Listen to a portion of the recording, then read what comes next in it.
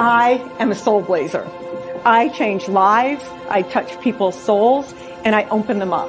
I teach people how to be present and to be in their authentic soul. Do you guys know what imposters are? These untrained imposters, they reside on the stage of our brain, and they're trying to control us. But usually what happens is they make things worse. But the good news is that we can control them. We could take over and we could teach them to work for us instead of against us.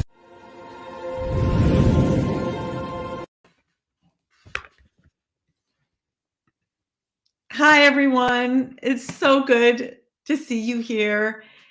And today I wanted to share about something that's so special to me is storytelling, because I feel in any situation, regardless of the job you have, storytelling is essential. If you don't know how to tell a story, you're not going to get very far, because we need it in business. We need it in family situations. We need it in everything. If you want to be a speaker, an author, a coach, a writer, real estate, everything needs a story. So I think stories connect us, and stories have changed my life. And I work as a soul blazer, a life coach, and I'm an author and speaker. And one of the biggest things I get when I coach people is that they are not feeling like they know how to tell a story. They will tell you facts, or they will, put up the slideshow with all the figures on it, but they don't know how to connect to the audience or really make people feel like family. So I wanted to talk a little bit about that, why storytelling is so important and why everyone should learn how to do it and the importance of it. So I think storytelling started a long time ago, and there are really only a handful of myths behind all of the stories that we tell.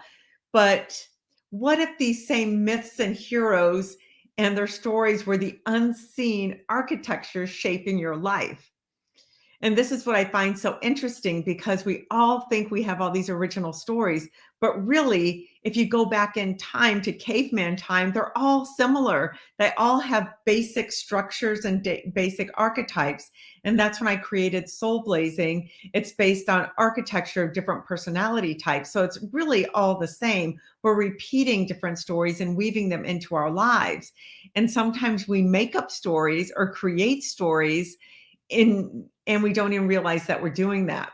So what if, like a dreamer within a dream, each of us embarked upon the adventure of life, with each phase corresponding to one of the age-old stories that describe our journey, where coming of age, forbidden love, and all of our quest from glory, mastery, succession, even death are parts you must play in this drama. And this drama is your life.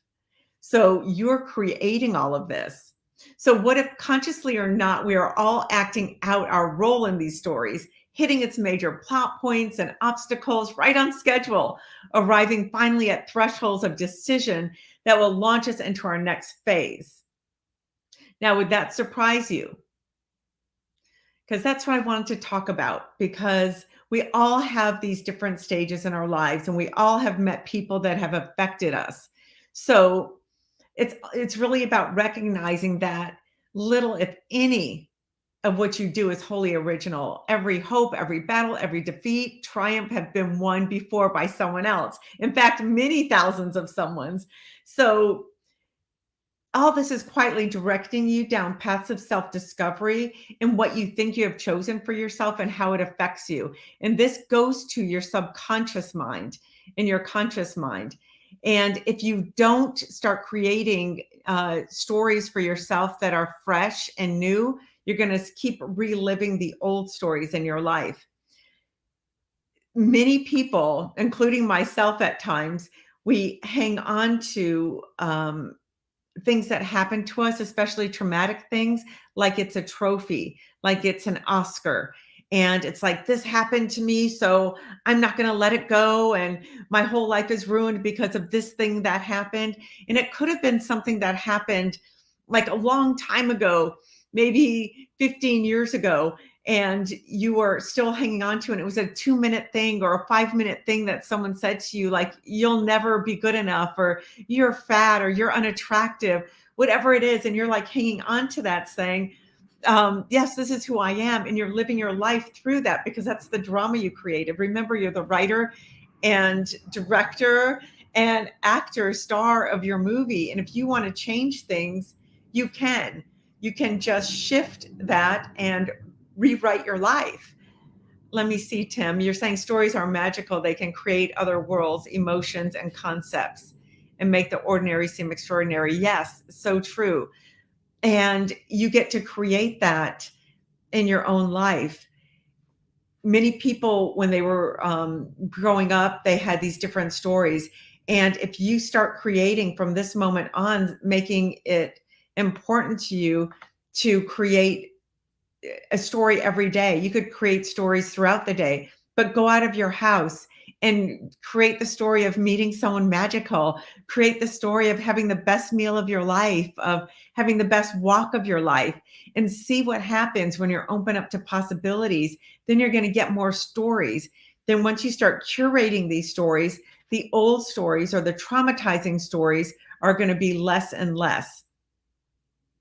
You're not going to hang on to the past when you're creating magic right now and for the future. Rachel is saying the reason why storytelling is so powerful is because it takes people out of their heads and into their hearts and emotions. Yes, it does. I've traveled all over the world to over 60 countries, and I've created many stories. And that's why I know this is so important. I was in Budapest one day, and I was getting on the train to go to the spa over there. They're very known for their spas. And as I was getting on the bus, I was getting ready to sit down, and the bus jolted, and I fell on this old woman's lap. And she looked at me, and I looked at her, and instead of freaking out, I just hugged her and said, "Grandma, it's so nice to see you. I've missed you." And then I slowly got off and sat in front of her, which is where my seat was. Then we just looked at each other, and there was such a familiarity. And I lost my grandmother like 2 decades ago. And I felt like her embodiment in this grandma. And it was such a moving moment for me. And she must have felt something the same because it felt moving for her too. And then we just held hands, and we sat there for another minute while the train was going to the next stop. And then she let go, and she unclasped her necklace, and she put it in her hand and put it in my hand and shut my hand. And then when the train stopped, she got up, and I helped her off the train, and I got back on, and I opened my hand, and it was this necklace that I'm wearing right now. And I'm sure this was something that was passed on to her, and it just has so much meaning because it's, it has, Mother Mary. So it's about, prayer and sacredness, and it has a stone, and it has love. And just through this, I feel so much peace when wearing it. And if I just had gotten on that bus, oh my God, I've got to get on this bus, got to get to the spa. And if I, tripped into her lap and freaked out and just sat there embarrassed, I wouldn't have had that experience. And when I looked around, everyone looked black and white, and I felt like I was in color because I was experiencing something special. And you get to create something special out of nothing when you focus on that, when that's your mission of, oh my God, today's going to be another fabulous day, instead of, oh, it's another soul-sucking day, or I've got this to do and that to do and all the problems. Let's see what Jim says. Jim says it's important not to let other people's judgment of you affect your actions. Only focus on improving yourself and your work. If you keep striving for self-development, you'll be fine. Yes, Jim, that's true. And part of self-development is knowing your stories, knowing how to tell your stories, and rewriting the stories that don't work for you. So how do you do that?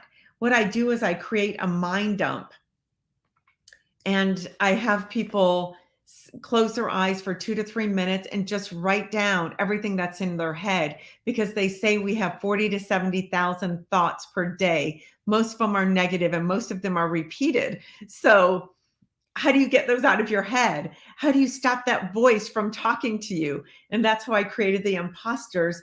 The imposters are talking to your authentic soul. Your authentic soul has one mission. It was given a seed, and it's a visionary, and it says, here's where I'm going to go this lifetime. Then your imposters, which were created from all the negative things that have been happening to you in your life, are the obstacles that you have to overcome. So they're really serving you a purpose, because life would be very boring if there was no obstacles. So let's see. I agree with you, Lisa. Self-discovery is important. Yes, more than anything else. So discovering yourself through these stories. So once you do that, you start to go, oh, that's not really me. That's my imposter. That was just a situation that happened a long time ago. And you get to rewrite that story. You could say, if this is the negative that I'm attached to, that and I keep repeating in my brain, how do I stop that? So you write that down. What is that negative storyline? And you're the writer, so you get to rewrite that. You get to rewrite that story and say, okay, I was whatever it was. I was abused as a child, or I was a neglected child. Then you could rewrite that. Who do you want to be? And write that down and start saying that to yourself. Create a declaration, like an affirmation, and write down about 10 of these with your different stories and say them to yourself daily. Record them and listen to them and start rewriting your story.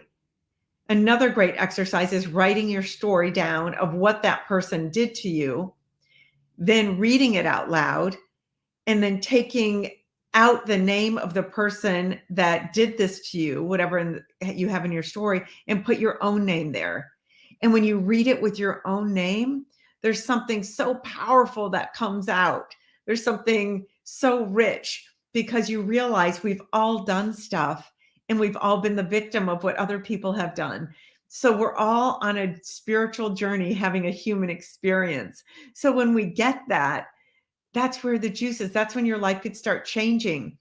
So I would love for you to think about, what stories do you tell? What are your 5 key stories that make up who you are? And really think about that. They say we have pivotal moments in each decade of our life. Like, what happened to you from birth to 10? What happened to you as a teenager? What happened to you in your early 20s? Even those 3 stories could be so pivotal. When I was 10, I had my maternal grandmother come over and say, she went to a psychic when my mom was young, and she said that the psychic said that her mother was going to marry a foreigner, which she did, have 5 girls, which she did, and one of them was going to be famous. And I went, I get to be the famous one, shot up my hand. And I didn't know what that meant. That meant to me at that time was fame equaled freedom, because you had money and you got to socialize a lot. You got to travel, you got to do fun things. So that was in my head, and that really shaped me. That was the story that I told everyone. Oh, I'm always going to be rich, because I'm going to be famous when I'm older. And that was just part of who I was. And as I got older, I didn't really want fame, seeing what fame was really like, but I understood the meaning behind it. And it gave me a lot of inspiration. Growing up, I started reading voraciously, reading stories of successful people and famous people and how did they make it. So I was learning success secrets and their stories that helped create them. And that's when I realized, God, stories are so important. Look at these stories, and by them sharing them with me, how it's changing my life. And there's no greater gift in this world than helping someone else change their life for the better. How can you influence someone for the better? And I realized, when you're 80, 90 at the end of your life, and you're looking back on your life, what do you have? You don't have all your material things anymore. Those come and go. What you really have is your stories, the people you've met, the connections. And that's what's unforgettable. Who have you met? Who changed your life? Who made you laugh? What did you create together? You know, it's not about, oh my God, I wrote a screenplay and we shot a movie and my movie was a success. It was about the journey. I did raise $1 million in Tokyo to write and produce my own movie, and it got done. But what was the best part of it was bringing my friends on the job and flying to Tokyo, going to Osaka, going to Nagoya and Los Angeles, shooting this film, rewriting it, bonding with the actors and laughing our asses off, having the best time while creating and getting paid for it and serving humanity. Is there anything better than that? I don't think so. So if you look at that, writing a screenplay is telling a story, casting it as a story, each actor and each person on the set was a story. And that is what our life is made up of. So I'd like to end this talking about what stories are you going to share? I would love for you to comment on my LinkedIn page. Let me see what you're saying, Garrett. Stories help us understand others and ourselves. We feel empathy with the characters we encounter in the stories. Yes, that is so true. And in a story, you might say, oh, that's just a story. Then you get into your real life and that happens and you react differently. But what if you thought your whole life was a story that you're creating moment to moment? And when something happens to you, instead of just reacting, you take a minute and respond and say, if I was writing the story of my life, and this is a pivotal moment, how would I react in this moment? If all eyes were on me, how would I react in this moment? And I promise you, it'll probably be very different from what you would do naturally if you weren't thinking about your life as the star. You're the starring role, and this is your drama. And we also need to forgive ourselves for thinking negatively. That's when we can be truly 100% free from the burdens. Yes. And stories help us think negatively if we've had negative stories. So rewrite them, make them happy stories, and make them enriching stories so you get to live them again and again and again. Let's see what you're saying, Darren. A big part of understanding and developing yourself is getting to know your story. This involves taking the time to reflect on your life and experiences and figuring out what lessons you can learn from them. Thank you, Darren. That is so true. One of the exercises I give my clients is to write down their stories. Then what was the moral of the story? What did you learn? Even if it was negative or positive, it doesn't matter. What did you learn? And how can you do better next time? Or what can the story do to help others? Now we're going through such a challenging time. It seems like our whole world is going through this spiritual transformation. And think about kids today. Think about, young kids or teenagers living through these times of so much uncertainty and lockdowns and school shootings and all of that. I have a daughter and I see all her friends and all of them are going, what's the use? Or they're scared and they just want to hang out. They don't have the attention span to even read a story. They're like, I can't even follow this because they're so distracted. So what I told them was, let's create stories instead of reading stories. And I got them together and we had a camera and I had them write stories about what was in their heads. And we shot these little 2-minute and 5-minute films. And then with them watching these, they're like, oh my God, that's their story. And then that inspired them to read again and to write and write in their journal. I told them the Queen writes 2 sentences a day, every day, her whole life. At least that's what's printed. And I thought that was so beautiful because so many people think, oh, to keep a journal, I have to write like pages and pages every day. You don't, just 2 sentences to keep track of who you are in your story, what happened. And you could go longer if you want, but even if you just make it a practice where 2 sentences that anyone could do every day, and make that your living journal, your living life story, and live it beautifully so you could share it at the end of your life, feeling grateful for your life and grateful for being aware enough to be in silence sometimes to reflect on who you are, who the entity or character you are playing in this world, and direct it and guide it to where you want it to go. So I am teaching a Zoom storytelling class starting mid-September. So you could go to my website, SoulBlazing.com, if you want to hear more about it. And it'll be extraordinary. It's 10 weeks. I'm doing 3 10-week courses. The first one is Soul Blazing, understanding your archetypes to tell your story and what stories have you been telling. The second part is really getting into your story, knowing your stories, rewriting your stories. And then the third part is legacy and soul blazing your way to abundance, how to use these stories and craft them in a way that you could use them in any career you choose. And you could join the Soul Blazing family. I have a Facebook page and we're having a great time doing these Zooms all over the world. We have people from India and Berlin and London and Los Angeles, New York, Florida. It's really fun and engaging, and you get to piggyback off other people, and you get to be part of a community who wants to do something great and live their best life. So thank you so much for joining me here today. It's been really fun. And remember, write your stories each day. Stories save lives, they connect, and they heal. Thanks. I'm Lisa Haysha, creator of SoulBlazing. I hack how you can change the negative thoughts in your head that hold you back. I call them imposters. I introduce you to them, teach you how to befriend them, and co-create with them, releasing old negative narratives. As a keynote speaker at your next event, I'll help your team turn into master communicators with more camaraderie, which brings more efficiency and growth to your organization. So join me and make shift happen.